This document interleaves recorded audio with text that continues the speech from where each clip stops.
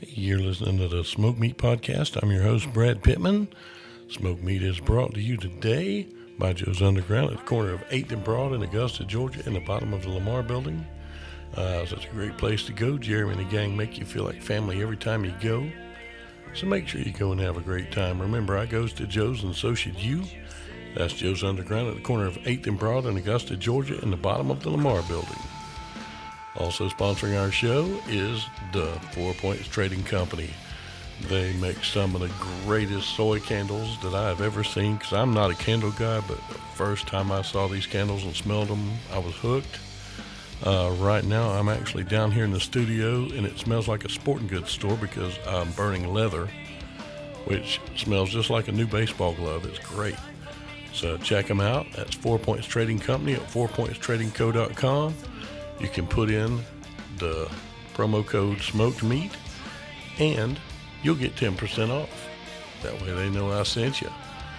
And we've also got another sponsor now for the Smoke Meat Podcast. It's WW Restaurant Equipment in Thompson, Georgia.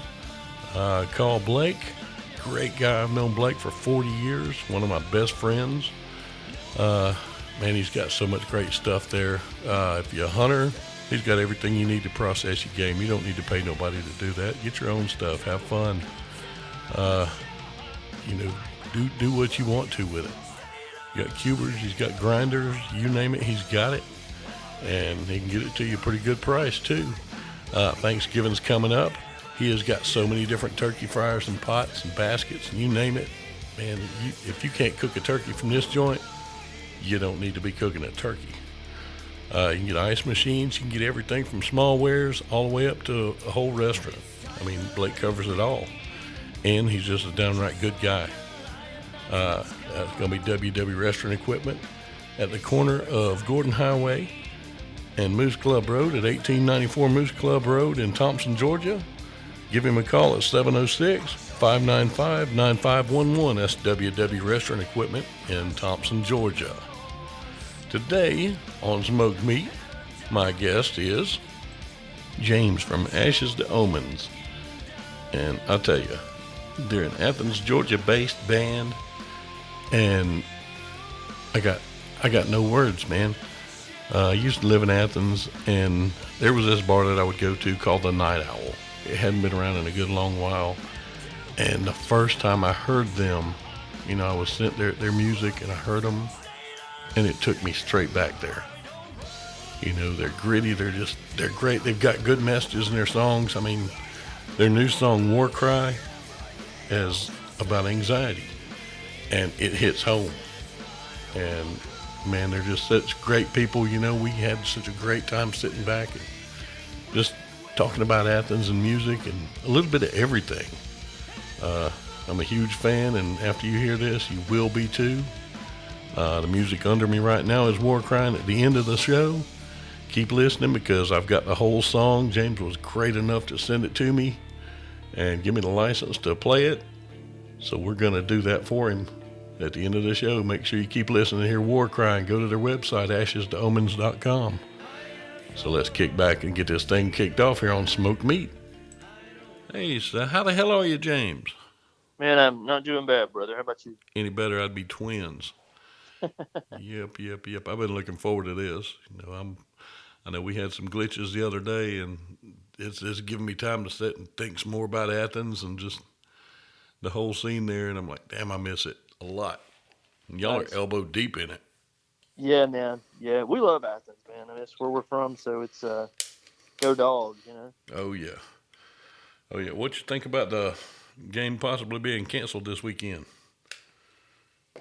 Man, you win some and you lose some. Mm-hmm. So it's unfortunately, I've never been able to actually, as close as I am to Athens, I've never been able to actually go to a Bulldogs game anywhere. Mm-hmm. So yeah, it's definitely disappointing that they're canceling it, or could possibly canceling it. Yeah. But at the end of the day, I don't like that traffic anyway. Oh, So dude. I can sit back on my couch with a cold beer and watch it. Oh man, I held a grudge against the Dogs for years because when I lived up there on game day, it'd take me 45 minutes to go 3 miles. Oh yeah. Oh, dude, it's ridiculous. But I used to love Georgia, Florida time up there. Yeah. Uh, Oh, that's the time to be here. oh yeah, we had a radio station up there did a promo who would do the most outrageous thing for 50-yard line tickets, Uh-huh. and they had to go downtown, like around the Mellow Mushroom and all that, on the sidewalk and do it. They had to Oh, put their wow. money where their mouth was. And the winner, I've got a strong stomach. There's not a lot that makes me sick. But the winner bobbed for a piece of raw gator meat in a wash tub full of mayonnaise. Oh, God. Yeah, No. that's somebody wants to see a game right there. I was like, oh, Oh, my dude, God. no, I'll buy you some tickets. No, Yeah. No, thank you. oh, dude, it was bad. But So how long did you stay up here? I was up there for a couple of years. Oh, really? I moved up there with an ambulance service that I worked at. They shut down in Augusta, and they told me, said, if you move up here, we'll keep you on. And I was young and single. I'm like, well, I don't have Why money. not? Yeah, I said, I don't have money to move. They said, well, we Yeah. have a spare room in the station. I'm like, well. So I did that, and man, I loved it. It was great. You know, What's it's been really nice up here, despite COVID and everything that's been going on. Everybody's been you know fortunately very receptive to the all the changes hmm and the atmosphere up here. Well, I mean, since you're familiar with here, I mean, it's not like things move at a really fast pace in Athens anyway. yeah, So yeah, it kind of worked out for everybody. It's been really this past year has been tolerable. I guess I could say. yeah, yeah. I understand that one. I enjoyed it when I lived up there, and we get to go back once in a while. I've only been to one dog game my whole life, and that was when I was in high school. Oh, wow. But I loved it up there because we when I was there before the Georgia Theater burned, before they rebuilt it and everything, and I got to see so many great bands there.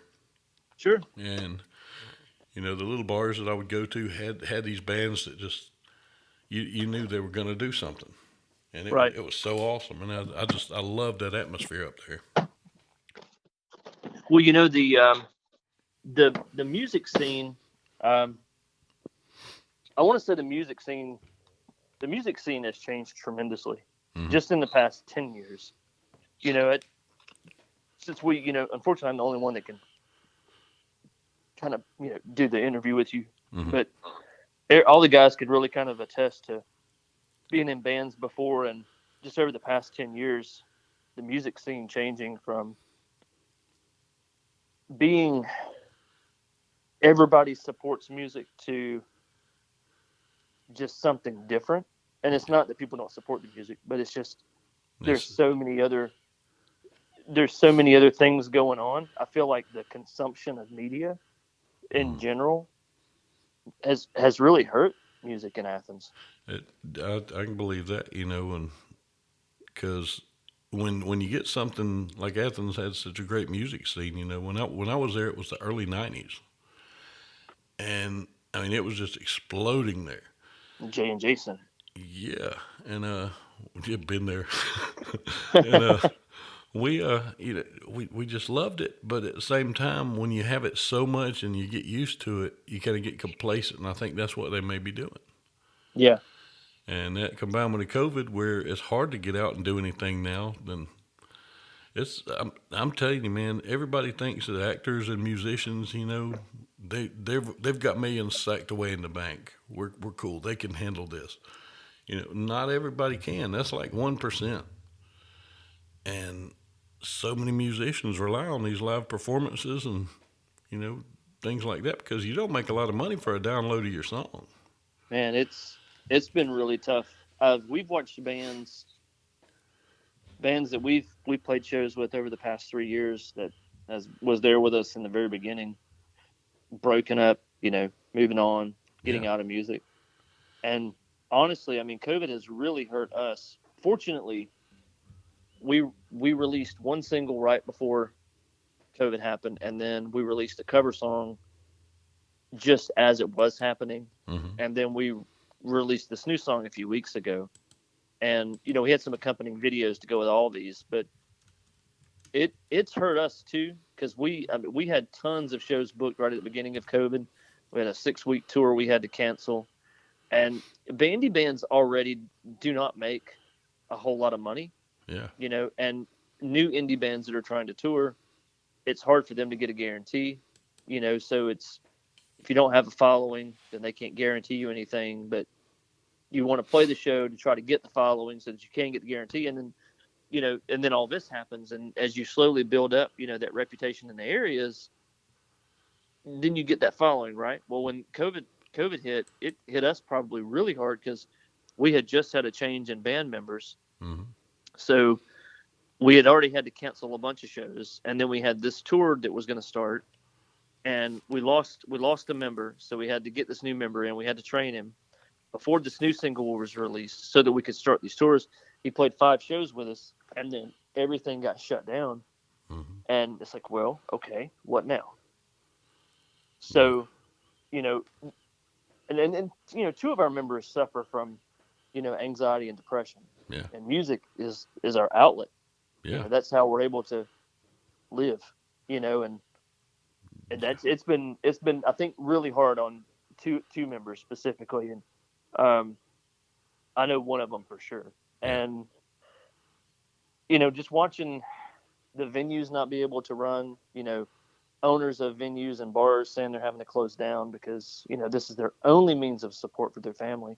Yeah. And things were banging, a year and a half ago, and then all of a sudden it comes to a screeching halt. It's really scary. It's really scary for a lot of bands and a lot of businesses. Yeah. And the other ones that people don't think about, the guys that run the lights, the servers at a lot of these venues, the behind the scenes people. There's actually a cause. It's called Save Our Stages.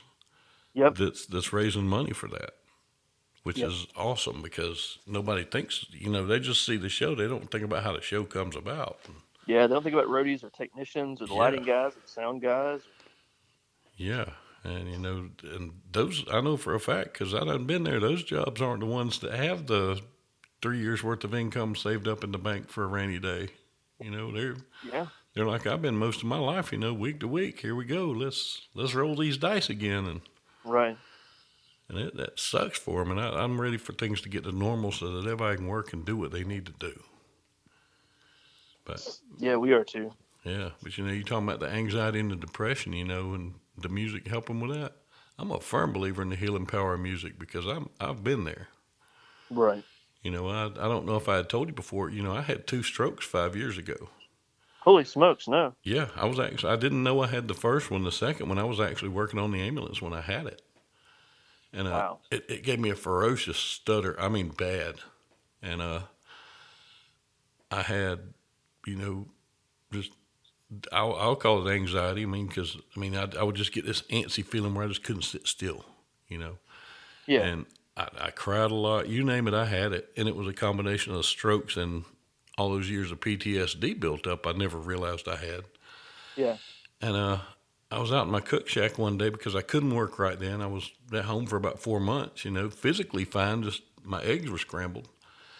And I was cleaning my guns, and I had a lot of metal playing. I think I was listening to Five Finger Death Punch. Mm-hmm. And you ever heard of a guitarist named Monty Montgomery?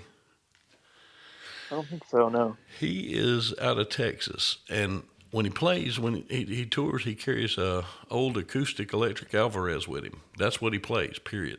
Okay. And he did a version of Dire Straits' Romeo and Juliet on this thing. He's the only guitar on stage, and he's playing live, and he sounds like it's 3 people playing a guitar. He is a beast.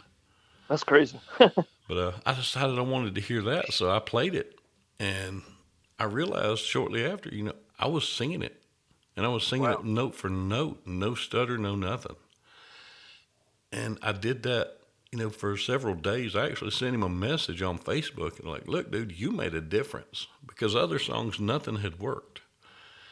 And he actually called me and said, I needed to hear the voice.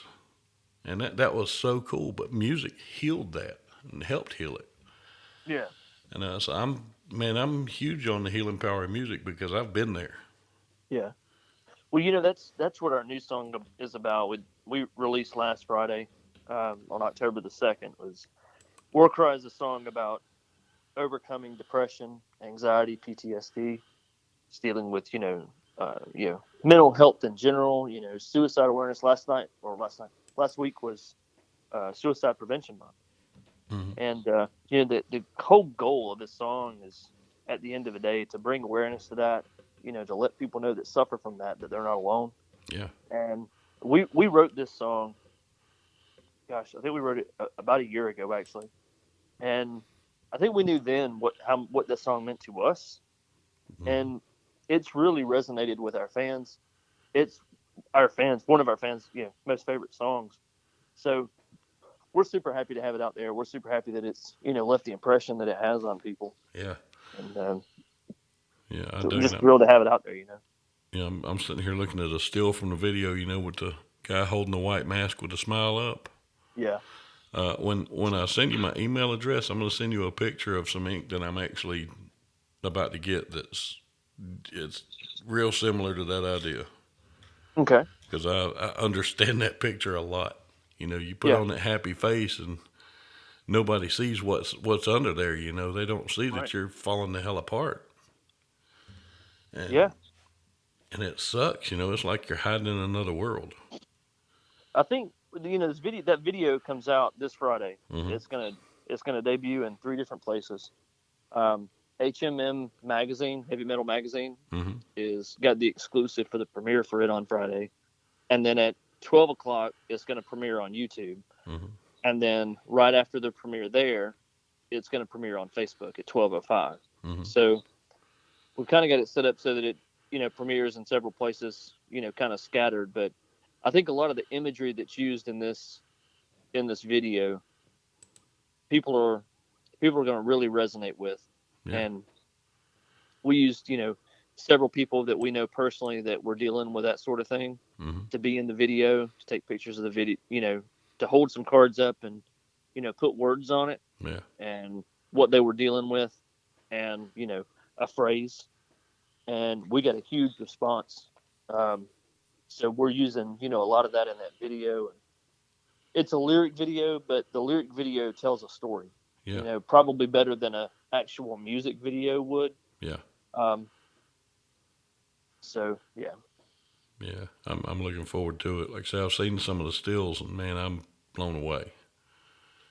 And I love it whenever a band, just or any kind of entertainment, just doesn't use what they've got as look at me, I'm a celebrity, kiss my ass. I right, right. when okay, I can this is out there and I can help promote this, and I like that. This is a good thing, and I'm happy about it. I'm proud to know y'all about it. Well, we appreciate that, man. I appreciate you letting me come on, and kind of chat and talk and touch base and kind of talk a little bit about the music and where it come from, that sort of thing. Oh yeah. Um,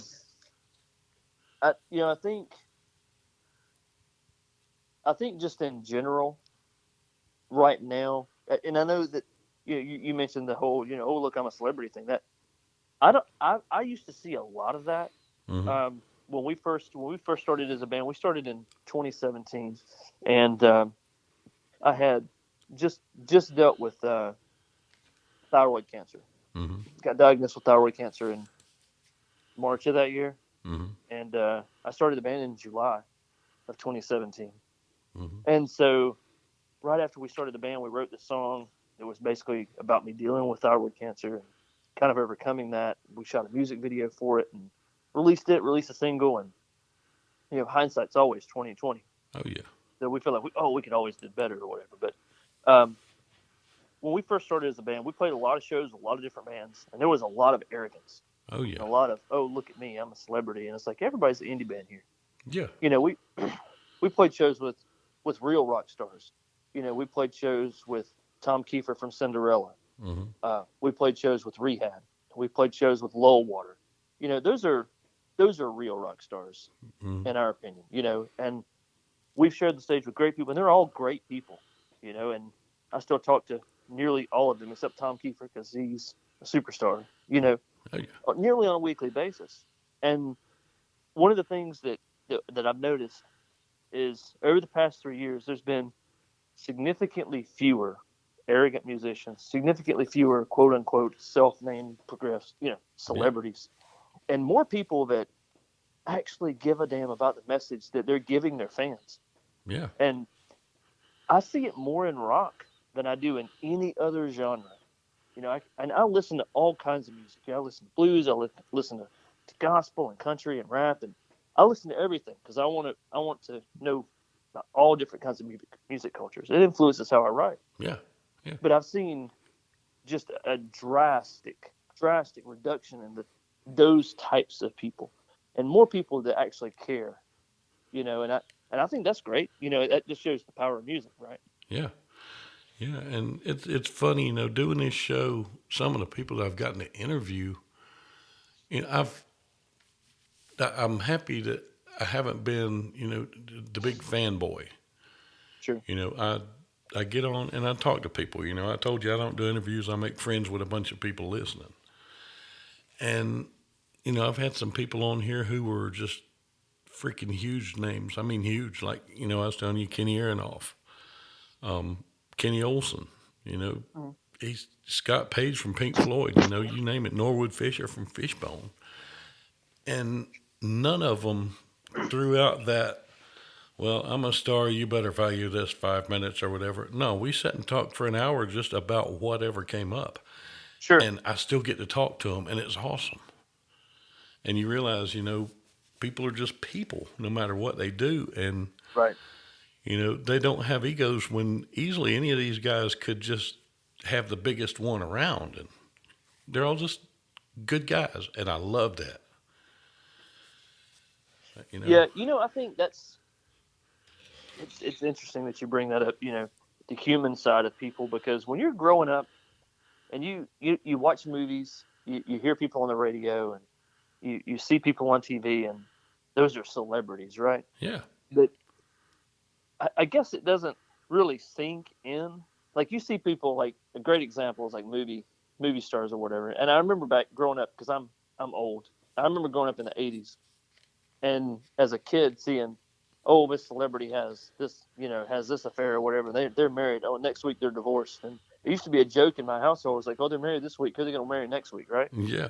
Yeah. But it's it's interesting because you'll watch that sort of thing, and the only time those people ever really seem human is when something really bad happens to them. Yeah. They can do great stuff all day long. Like, my family, we're a huge Marvel fan, we're a huge Disney fan, and Yeah.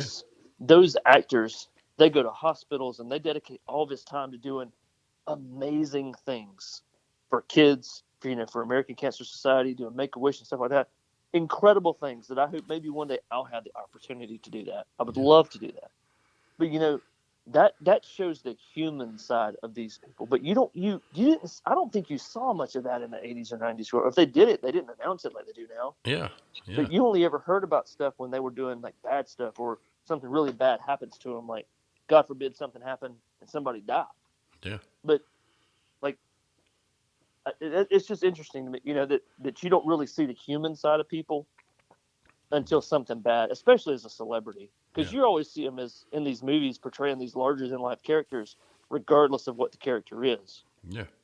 Yeah. And, it's the reason why I do my show the way I do. I could get on here and we could have started this out with my radio voice. I could have been like, "So, James, tell me about your new single." Done all the questions you've answered 500 times. And everybody has heard the answers to those. When I interviewed Fred Schneider from the B 52s, Yeah, and he taught me a lot without even trying. Because when I found out I had Fred, I wrote 3 pages worth of notes on the B 52s, on the history, because, damn, man, that's hello, Athens. right. And I sat down and I started talking to him, and he got quiet for a second when I asked about Love Shack or something, and he said, let's not talk about any of that. That's 40 years worth of history. Everybody already knows that. They can read it in the books. Let's talk about today. Sure. And it just scrapped 3 pages worth of notes that I had written, and I'm like, oh shit, there goes this show. And in that moment, I figured out, okay, sit and talk to the man. And Yeah, we had a really good show. He's such a nice guy. And, I found out I was really, really, really fortunate because he doesn't do a lot of these things at all. sure.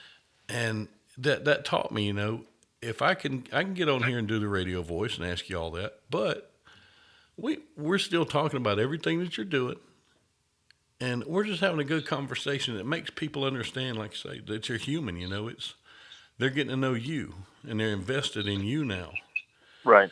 And instead of saying, "Okay, that band is all right," they say, "Man, I heard James the other day on this show, and he likes fishing. He likes this. He likes this.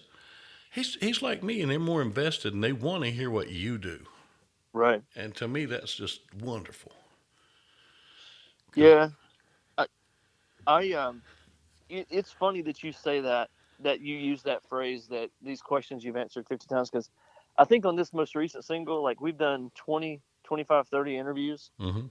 and it's always generally the same kind of questions, Yeah, and that's great because we don't mind, and we love talking about the music that we create, so we don't mind telling people how it's made and where it come from and what it represents and what does the name mean and all that. That's fantastic. yeah, I love doing that.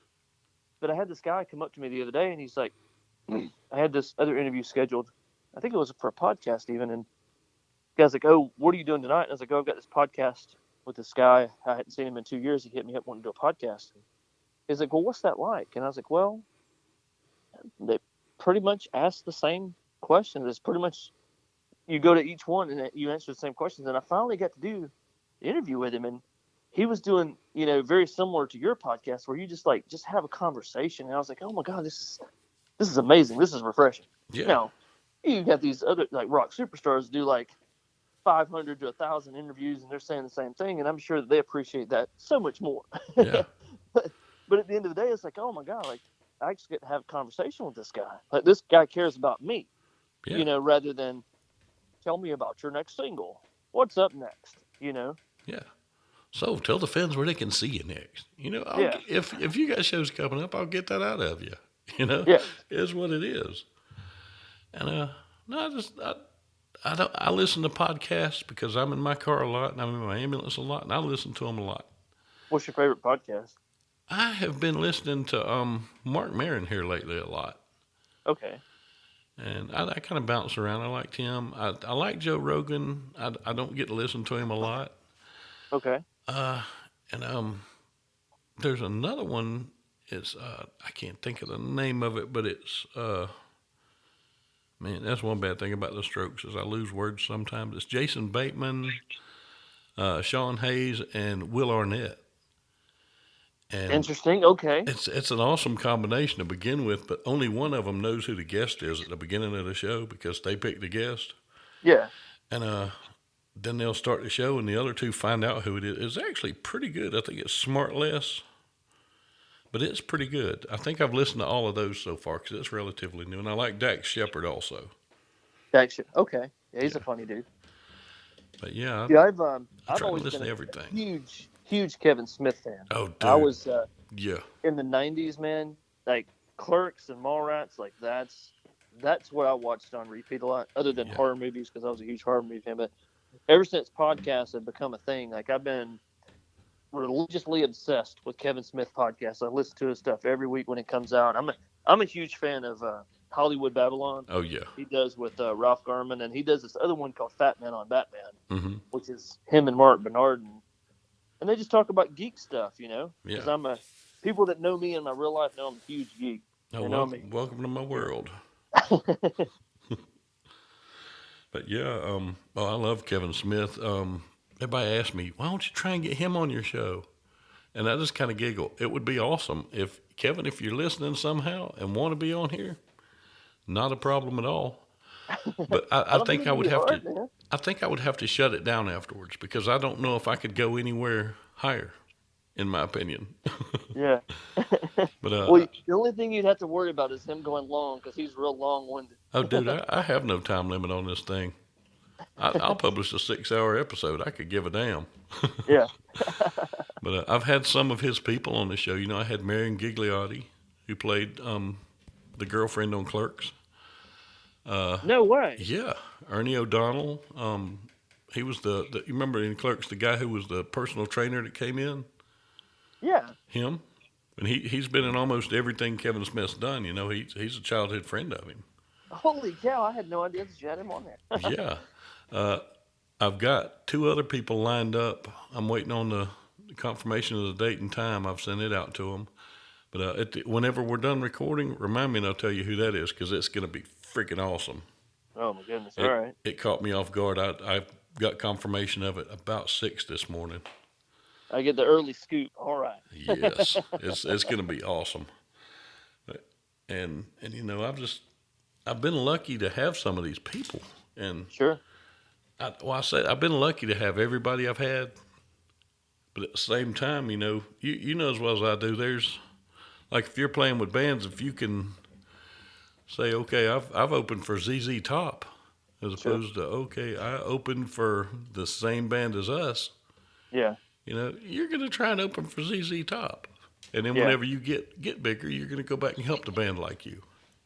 Man, I will say this. Like I said, we've opened up for a few bands that's pretty famous. We opened up for this band out of California called Demon and Me, Mm-hmm. which was amazing. And then there was another band from California, which I'm absolutely ashamed of myself that I cannot remember their name, but they're from California, and we'd opened up for them too. But I gotta say, man, the most fun we ever had, like we played Innovation Amphitheater opening up for Tom Kiefer, and that was Mm-hmm. amazing because he's like a childhood idol. Oh, yeah.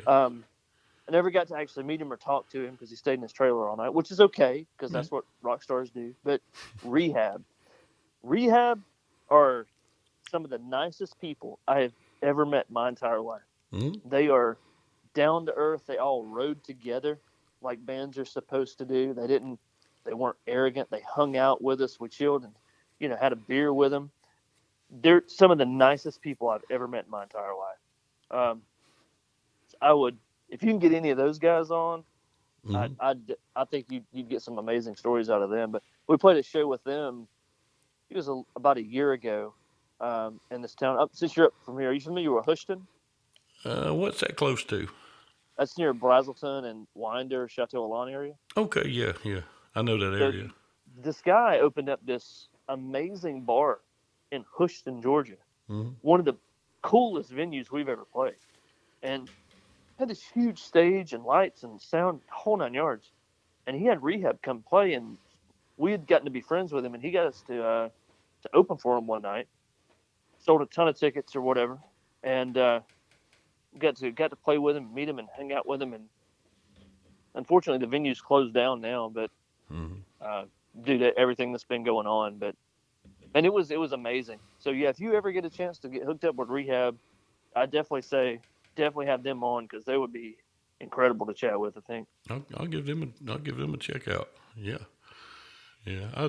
There used to be so many great bars up there, and there were some really, really, really sketchy ones. Mm-hmm. Uh, there used to be a club in where Arcade is. Oh yeah. Yeah, you probably know the club that I'm about to mention. It wasn't open very long. It was that bad. Uh, did you ever see the Ripcord? I have heard of that. Yeah, yeah. I never went, and anybody that knows me, I would admit if I had ever gone to it, because holy crap. But yeah, for anybody that doesn't know, that was the sketchiest strip club on the face of the planet. Um, I I won't say the stories I've heard because I wasn't there, and I don't want to spread them wrong. But holy crap! There were some stories. Yeah, yeah. Yeah, the stories are still around. The stories still exist. Oh yeah, They shut down all those types of places in Athens yeah. um, because of those same kind of stories, which has been more in the past 10 years because of those similar stories that I imagine you got from Ripcord. Oh yeah, yeah. See, I remember Toppers and Chelsea's there in Athens. Those were all Yeah. right. I think Toppers is still open. I know Chelsea shut down years ago. Yeah, yeah. I'm showing my age. I'm definitely showing my age. But I used to live right down the road from a bar up there. It was on 29. I think it's burned down now. It burned down a while back. Was the Silver Saddle, and that was the coolest little bar. It was just a little country bar. I say it was like Cheers with a jukebox. Yeah, it's off North Avenue, isn't it? Yeah. Yeah, I think it's still there. I Uh, don't know. I don't think it's shut down. I think it's just no one's using it. yeah. Yeah. It's almost to the Madison County line. Yeah. But yeah, if you kept going up the road past it, right after you cross the county line, you know that big pond on your left with a trailer up on the hill? Yep. I used to live in that trailer. Oh, wow. Oh yeah. Yep. Small world.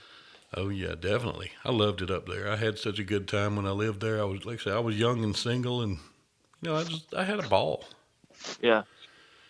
And I met some great friends there. People that I still get to talk to this day, and some I don't get to talk to much, but I really wish I could. And Yeah. another bar up there, and when I first hit play on one of y'all songs, this the first bar that came to mind. And I think you had told me that it's gone now, but was the Night Owl. Yep. Yeah. It's funny. Whenever I moved up to Athens, everybody told me, "Don't go in that place, man. That's a bad place. You go in there, there's going to be trouble." I learned a long time ago, if you go in somewhere looking for trouble, hell, church will get your ass kicked. Yeah, oh, yeah. If you go in somewhere not looking for trouble, just go in, hang out, mind your business, and don't bother nobody. Usually it turns out all right. And the Night Owl, I loved it because it was like that. Yeah. I remember the L-shaped pool table they had. That confused the hell out of me. But you drink enough and it straightens out pretty easy. Absolutely. Oh, yeah. My mom used to tell me stories about the Night Owl before she passed away. Yeah. And she went there, and she went to the J&J Center when the J&J Center used to house wrestling years ago. Mm-hmm. And I think, honestly, I couldn't tell you where the J&J Center is now, or if the building is even still standing. I think they call it Mama's Country Showcase or Country Rock now, if it's the same place I'm thinking of. Oh, yeah, you're right. Yeah. That's called, it's not Country Rock anymore. Somebody bought that and renamed it. So it was Bumpers for a while. Have they still got the old pickup truck up on the thing? Yeah, that's still there. Very That's cool. off of 441. Yeah. Actually, it's funny that that is the place. Huh. That's interesting. Yep. I told the guy that runs that place a few months ago about coming up there and playing. Mm-hmm. He's really, the guy that runs that place now is, he's completely remodeled it, and it's absolutely gorgeous on the inside. He's really, really took it up a notch in there. Very cool. Yeah, I needed to get my tail back up to Athens. I need to get back up there. We used to have a bar called Cooper's. Yeah. And it's long gone, but that was our mainstay, kind of. If we weren't at Silver Saddle, we'd be at Cooper's. And I remember they had one side that had all the pool tables and the bull and all that stuff, and the other side was just the bar side where you could dance and do all that. And I remember about once a month, it was so awesome. They would have the male review come in. That wasn't the awesome part. Yeah. The awesome part was all the ladies went in there. No guys were allowed. On the other side with the pool tables and all, Yeah. oh yeah, guys were allowed.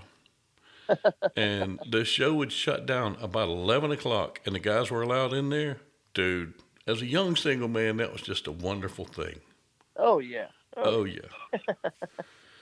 And they knew exactly what they were doing, and they made a boatload of money like that. Because, hell, we're all sitting over there on the other side playing pool and drinking, and okay, when's this shit going to be over, Meanwhile, the ladies are next door having a good time and drinking and spending money. And oh, yeah. But now I heard it shut down, and last I heard it was some kind of buffet or something in there. And I'm not sure. I don't know. I hadn't been there in a long time. But I just had so many favorite, just great things I got to do in Athens. I'd go to the Clyde Armory there on Atlanta Highway, yeah. And you could go in there and rent machine guns and shoot them on their range. That was so much fun. Yep. I don't know if they do that anymore. Oh man, that's horrible if it don't. No, it wasn't Clyde. It was the firing lane where I got to rent the machine guns. Clyde is still out there though. Clyde is a great place to buy stuff. Yeah. Yeah. I bought several guns through them. And Franklin's, I remember it. I bought some good stuff from them. I haven't been in Franklin's in years. Yeah. Yep, I bought a what kind of pistol? Well, I think I bought a Smith & Wesson J-frame in there. Yeah. Long, long time ago. Pistol's long gone. Well, when you come up this way, man, let us know. We'll throw some meat on the grill and hang out and maybe drink a beer or something. Hell yeah. Last week I did a 25-pound brisket and about 20 pounds worth of jerky. Holy hell. That was a great day. That was a really good day. As a matter of fact, I finished off the last of the brisket last night at work. Yeah. But oh yeah. But, let everybody know where they can get a hold of y'all at, where they can see you at. Well, I mean, get your music out right now. I know right now they can't see you anywhere, but Yeah. the Yeah. best places to hear Ashes to Omens. Yeah. So you can anywhere you want to hear, hear the band. Anywhere you hear music, Spotify, iTunes, YouTube, anywhere. We're there. Deezer, Tidal, Amazon. I think the only place that we are not on right now is Sirius, Mm, and that's circumstantial. yeah, If you want to hear us, on a platform, just all you got to do is call them, email them, and demand it. We got picked up. War Cry, the new song, got picked up by a bunch of FM stations, and it's currently in rotation on a lot of FM radio. hmm It's currently in rotation on a lot of college radio. So we are, super thrilled that it's made the moves that it has. So if anybody wants to check us out, they can check us out there. Just you can always follow us on Facebook and Twitter and Instagram and normal places like that too. very cool, very cool. We're gonna get this thing out. I'm gonna lead this show out. We're gonna play War Cry for everybody. Y'all listen to it, enjoy it, love it, and just have a good one.